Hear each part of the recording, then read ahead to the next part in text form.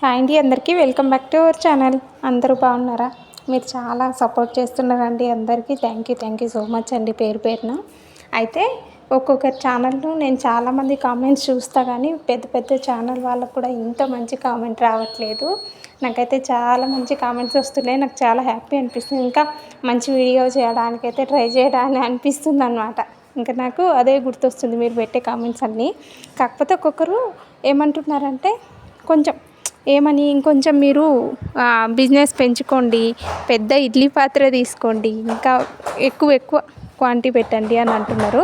కాకపోతే నాకు అట్లా వీలు కాదండి. ఇంట్లో పిల్లల్ని చూసుకోవడం, మళ్ళీ ఇది చేసుకోవడం అంటే నాకు చేతైనంత కొంచెం చేసుకోబోతున్నా. చాలా మాత్రానికి ఇక ఇంట్లో పనులు, పిల్లల్ని బ్యాలెన్స్ చేసుకోవడం, మళ్ళీ టిఫిన్స్ చేసుకోవడం, రాగానే వాటర్ని క్లీన్ చేయడం, మళ్ళీ ఏంటంటే మళ్ళీ యూట్యూబ్లో వీడియోస్ కూడా అప్లోడ్ చేస్తున్నా కదా, కాబట్టి టైం అయితే అసలు కుదరట్లేదు.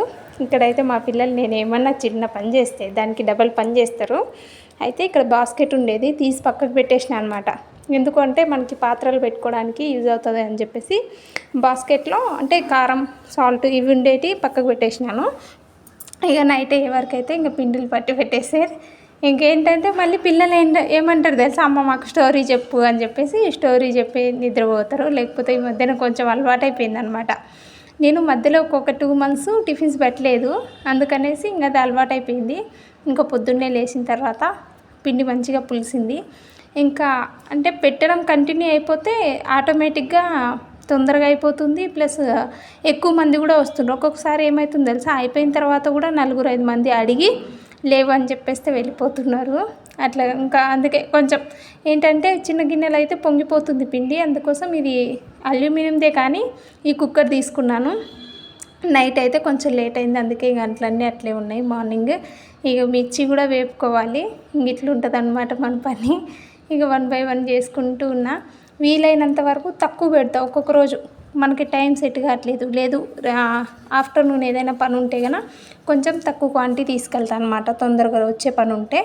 లేదు నైట్ కన్నా లేట్ అయింది, మార్నింగ్ లేయడం లేట్ అయినా సరే కొంచెం తక్కువ తీసుకెళ్తా.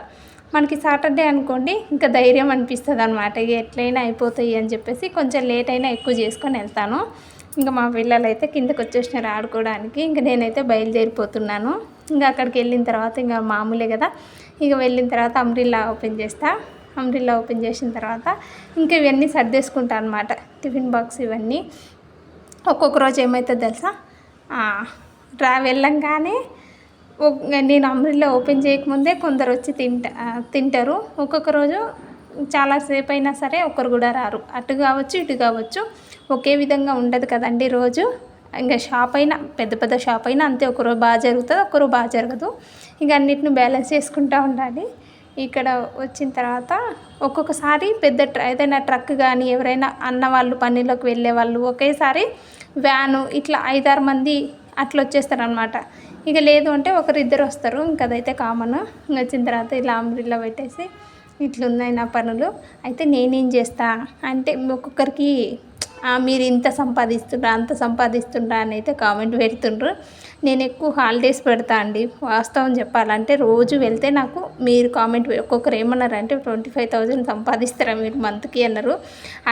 అట్లా కాదండి, అంత లేదు, అంత అయితే ఇన్కమ్ అయితే నాకు రాదు. వాస్తవం చెప్పాలంటే నాకు వచ్చేది చాలా తక్కువే. కాకపోతే మా వారి శాలరీ అయితే చాలా ఎక్కువ నాతో పోలిస్తే. మా వారు ఆకాశం, నేనైతే నేల, ఇంత డిఫరెంట్ ఉంటుంది అన్నమాట. ఇక నాకు వస్తే 500, 600, 700 ఇంతే అటు ఇటు ఉంటుంది. ఒక్కరోజు ఏమవుతుందంటే రైస్ అయిపోతే కన్నా ఎవరి దగ్గరైనా ఇట్లా కిలోలు తీసుకున్నప్పుడు 300 అట్లా వాళ్ళకి ఇవ్వాలి కదా, లేదు గ్యాస్ అయిపోయినాయి, ఇట్లా ఇవన్నీ బ్యాలెన్స్ అయితే అంతే ఉంటుంది. మరి నేను చెప్పేస్తున్నా కదా అని ఎక్కువ ఎక్స్పెక్టేషన్ అంతే కాదు. కాకపోతే నాకు ఇష్టపడి ఏదో ఒకటి చేయాలి అనే ఉద్దేశంతో చేస్తున్నాను. నాకేమనిపిస్తుంది అంటే ఎదుటి వాళ్ళ చేత ఇబ్బంది పడద్దు. నేను ఏ పని చేసినా సరే ఎదుటి వాళ్ళు ఇబ్బంది పడద్దు, నా వల్ల ఒకరు నష్టపోకూడదు. ఇవన్నీ కూడా నా మైండ్ సెట్ ఇట్లా ఆలోచిస్తుంది అనమాట. ఇక యూట్యూబ్ నుంచి శాలరీ వస్తుందా ఇవన్నీ అడుగుతున్నారు. శాలరీ అయితే వస్తుందండి. లాస్ట్ మంత్కి నాకు $100 అవ్వలేదు, అదైతే పెండింగ్ అయింది.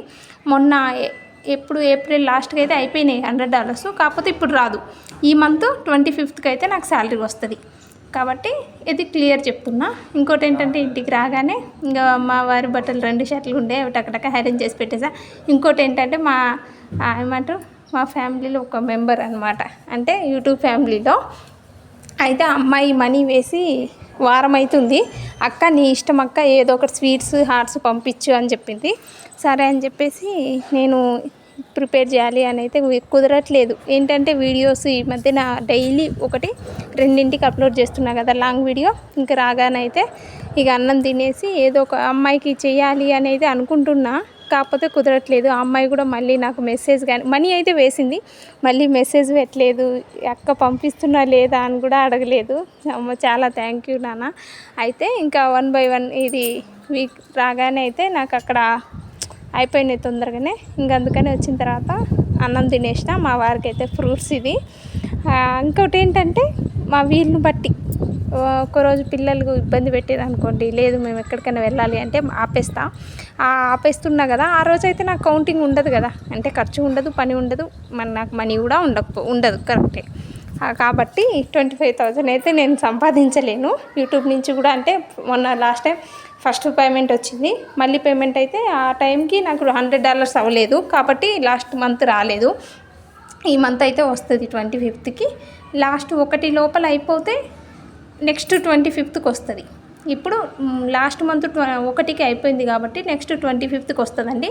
మళ్ళీ ఈ నెల మొత్తం నాకు 1 లోపల అయిపోతే నెక్స్ట్ 25th వస్తుంది. ఇట్లా అనమాట. ఆ అమ్మాయికి అయితే ఇవి చేసి పంపిస్తా అని చెప్పేశాను. ఇంకా స్వీట్ కింద అరిసెలు చేస్తాము. అయితే ఈ మురుకులు ప్రిపేర్ చేశానండి నిన్న. ఇంకా అదే ఏంటంటే మళ్ళీ నా ఫోన్లు కూడా సపోర్ట్ చేయట్లేదు.